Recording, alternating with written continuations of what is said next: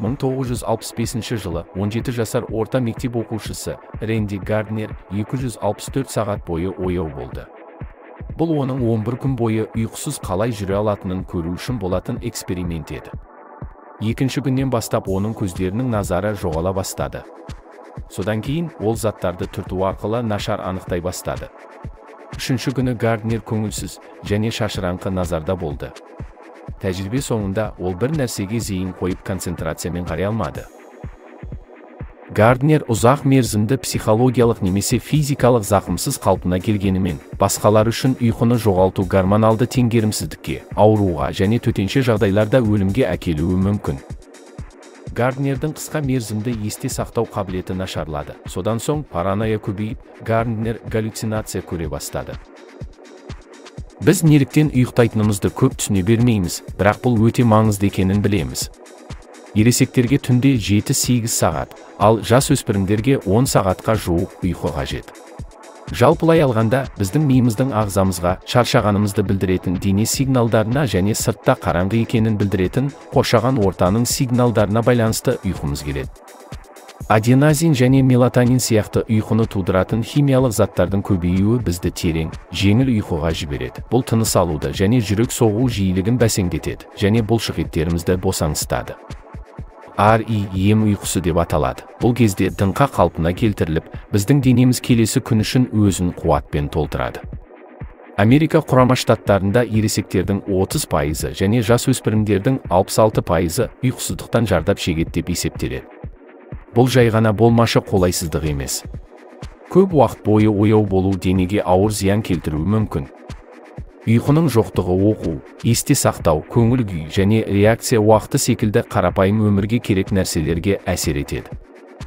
Ұйқының жоқтығы қабынуды, галлюцинацияны, жоғары қан қысымын тудыруы мүмкін, тіпті қант диабеті мен семіздіктің себебі болуы мүмкін. 2014 жылы футбол жанкүйері әлем чемпионатын тамашалау үшін 48 сағат бойы ояу болғаннан кейін қайтыс болды. Оның мезгілсіз өлімі инсульттан болғанымен, зерттеулер көрсеткендей, түнде 6 сағаттан аз ұйықтау инсульт қаупін 7-8 сағат бойы тұрақты түрде ұстайтындармен салыстырғанда 4,5 есе арттырады екен. Ғаламшардағы сирек кездесетін тұқым қуалайтын генетикалық мутацияға ие болып жүрген аздаған адамдар үшін ұйқысыздық бұл күнделікті нәрсе. Өлімге әкелетін отбасылық ұйқысыздық деп аталатын бұл ауру денені ұйқыға кетуіне тыйым салатын қорқынышты ояу күйіне түсіреді. Айлар немесе жылдар ішінде бұл біртіндеп нашарлайтын жағдай деменцияға және өлімге әкеледі. Ұйқының қанбауы соншалықты ауыр азапты қалай тудыруы мүмкін? Ғалымдар бұл сұраққа жауап мидағы қалдықтардың жиналуында деп ойлайды. Біздің ояу уақытымызда біздің жасушаларымыз күнделікті энергия көздерін пайдаланумен айналысады. Олар әртүрлі жанама өнімдерге, соның ішінде аденозинге ыдырайды. Аденозин жиналатындықтан ол ұйқы қысымы деп те аталатын ұйқыға деген құлшынысты арттырады.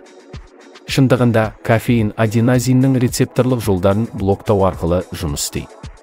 Басқа қалдық өнімдер де мида жинақталады, және олар тазартылмаса, олар бірге миды шамадан тыс жүктейді және ұйқының бұзылуының көптеген жағымсыз белгілеріне әкеледі деп саналады.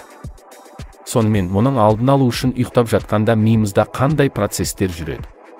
Ғалымдар бұл жиналған өнімдерді кетіретін және ұйықтап жатқанда әлдеқайда белсендірек болатын лимфа жүйесі деп аталатын тазарту механизмін тапты.